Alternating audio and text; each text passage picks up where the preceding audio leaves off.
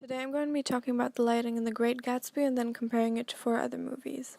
In Baz Luhrmann's 2013 adaptation of The Great Gatsby, lighting and color was used to the max in order to create a surreal, dreamlike feeling and simultaneously demonstrate the chaoticity of the era.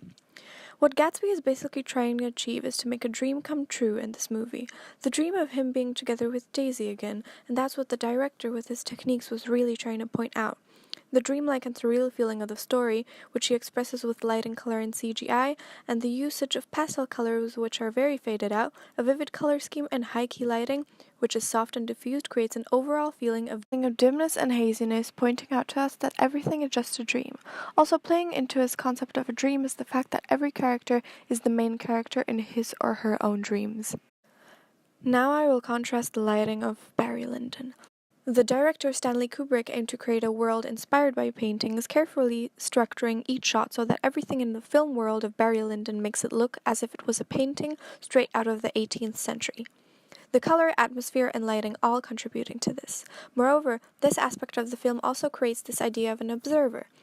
Moreover, Kubrick used mostly natural lighting, and that's the main factor that contributes to the painting-esque feeling of the movie.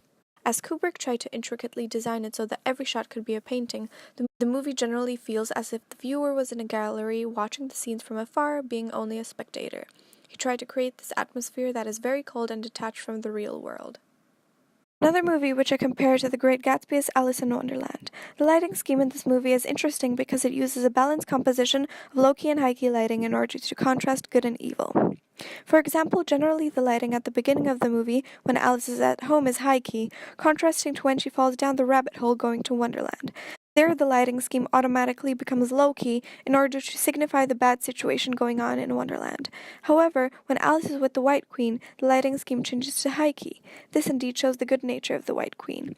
This interplay of high-key and low-key lighting is used in the movie to contrast the good and evil, and with them switching to one another all the time and going back and forth, we can deduce that the good and evil is at war together.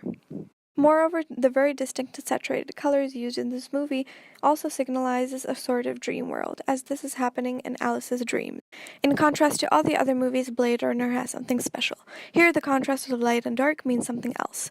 It's supposed to convey to us the conflict between humanity and artificial life. This can be seen very well on the example of Rachel, a girl struggling between her life as a human and her life as a replicant. The beginning of the movie is very bright, with Rachel shining brightly especially. This is the part of the movie when Rachel was unquestionably human.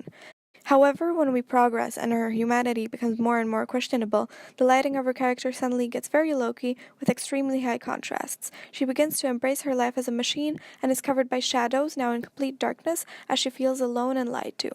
Rachel's light is her humanity, and the darkness is her identity as a replicant. The movie I have chosen to contrast with The Great Gatsby is The Dark Knight. Similarly to the previous two movies, The Dark Knight is also a vivid user of low-key lighting to demonstrate the character's split personality and lifestyle.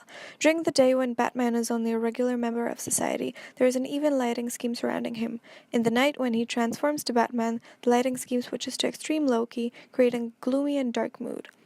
These are all the movies I picked and compare. I hope that this was clear enough, and I hope I was able to demonstrate the very different way lighting can be used to illuminate something.